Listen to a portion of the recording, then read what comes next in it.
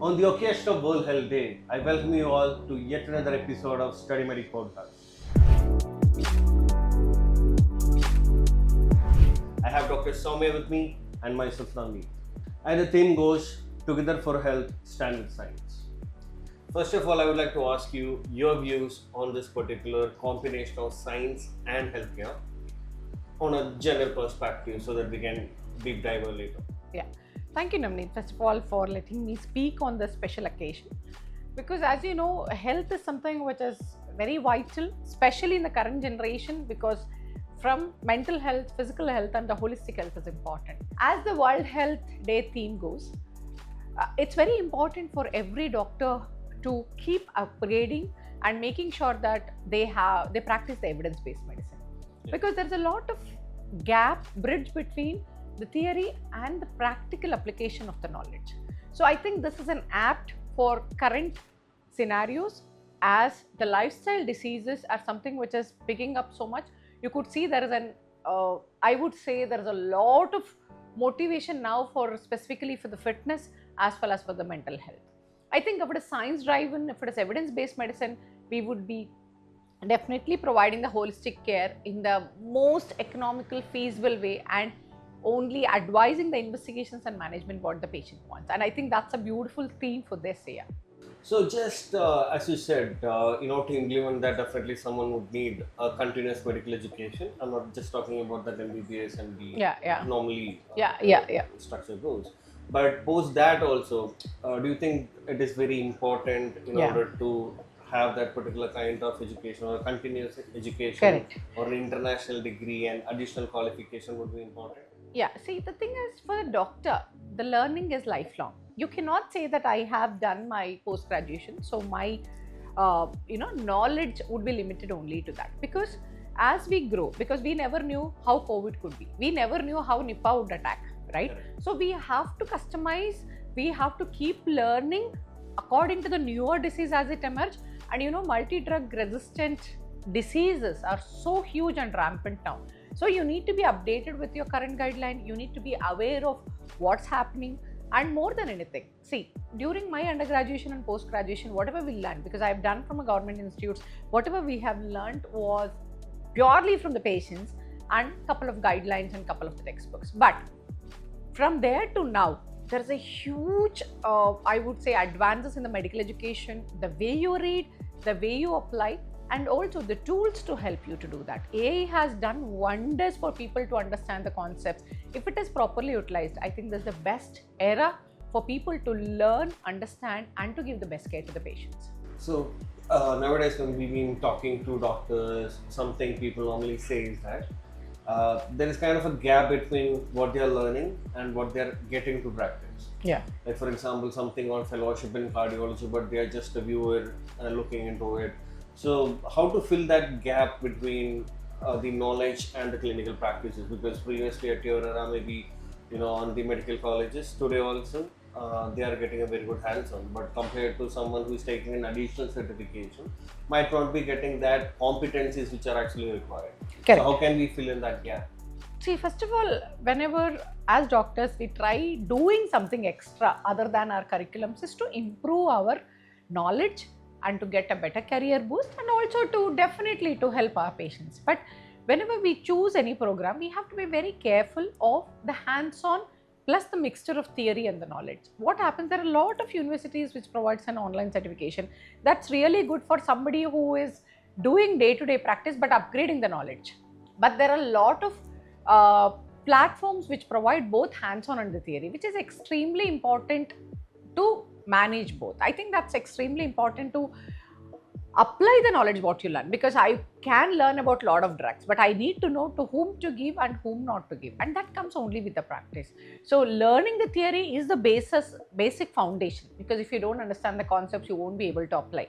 But whom to apply, you really need to get on hands-on. Right now, there are a lot of simulations, there are a lot of virtual simulation centers, there are a lot of platforms which provides completely digitalized, like VR getting into the place. So you can haptic feedbacks, because if you are a surgeon, basically, if you want to learn about a procedure, it's very beautiful to understand the concepts, because when we were learning, we had to imagine a lot in the brain, 3D views, all that was not available. Right now, you have every single thing. But the thing is, people should know where to tap and what to learn. It's good to do the fellowships, it's good to do the online courses, but balance with your clinical knowledge and clinical expertise.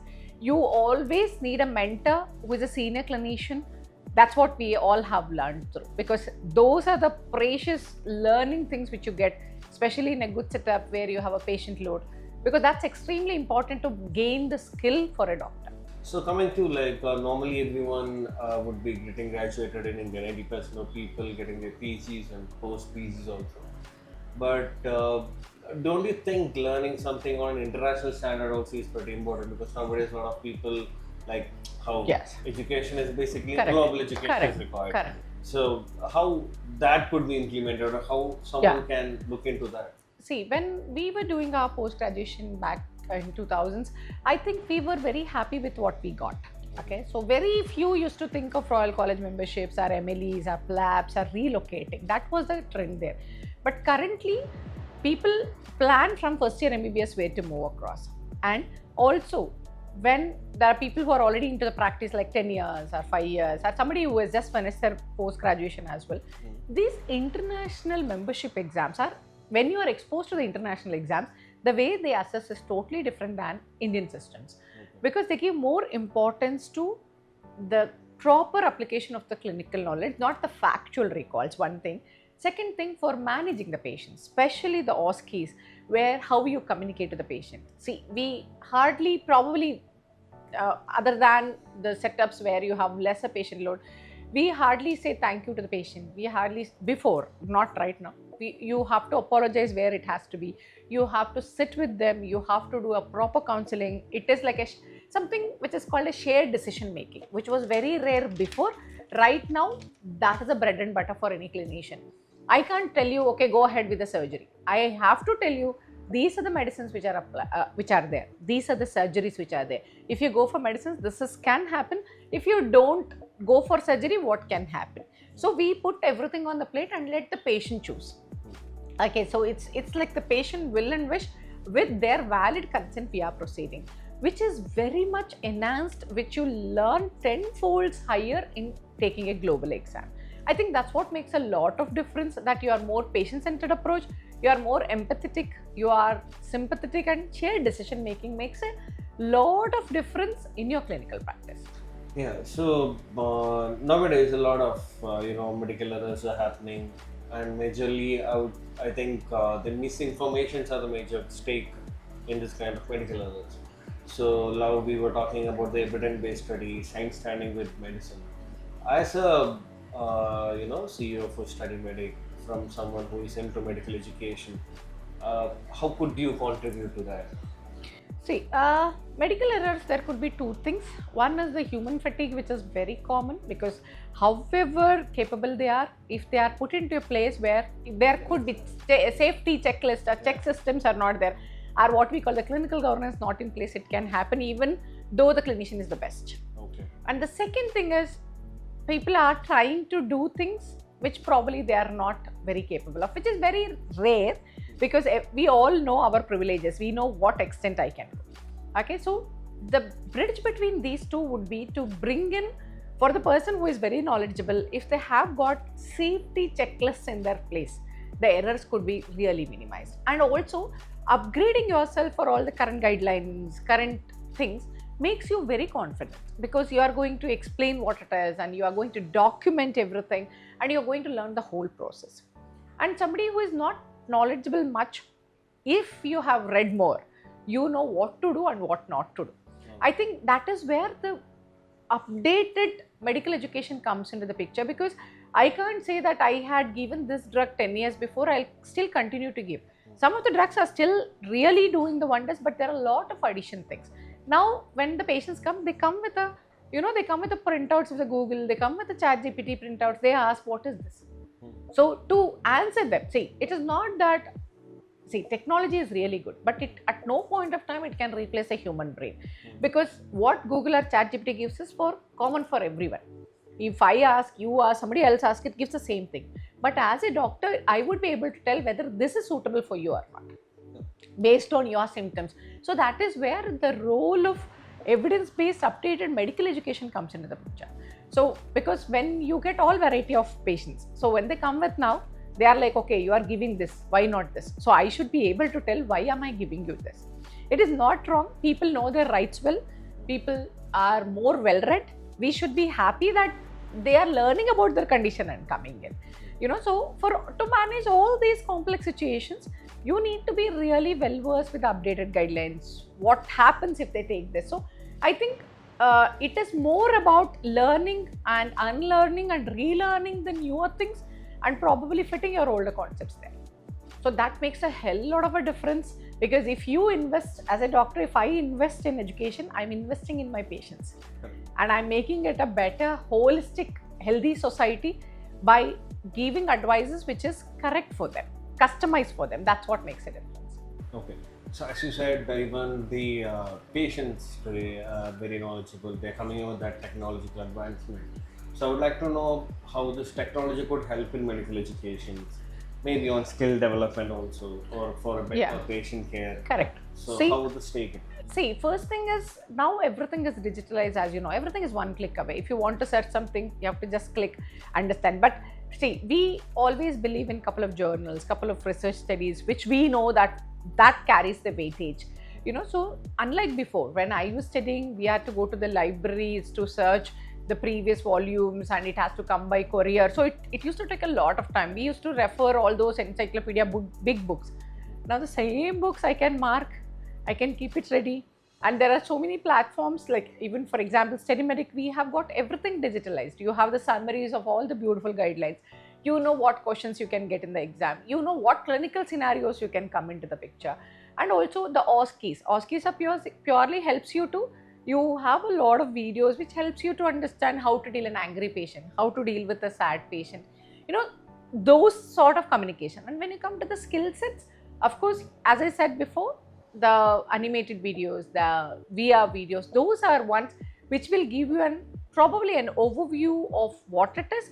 But of course, to learn a procedure, you need to, once you get this hang, you are supposed to be going to a simulation center. That also gives an haptic feedback. But you are supposed to be working with a clinician who has got these patient loads, so that you would be able to get that first-hand experience of touching the human body. Because from our first MBBS, we learn through cadaveric dissections. So we learn through the human bodies. We touch, feel, sense. That's how it will be. Even the technology can collaborate and help you, but it cannot replace what we already have with the patients. So, as doctors, how are we more responsible for a healthier society? Yeah. How can we contribute to that? See, the first and the best thing would be prevention is better than cure any day. If you see, majority of the people whom I come across, like after 30s, they have started getting the lifestyle diseases, like it be hypertension, diabetes, or probably high cholesterol, cardiac disease. Automatically, that's all the friends. Once you get one, it is interlinked. So I think starting from the lifestyle holistic modifications which we can help them. Okay, stress management. Right now, I think mental health is the most spoken and most vulnerable area.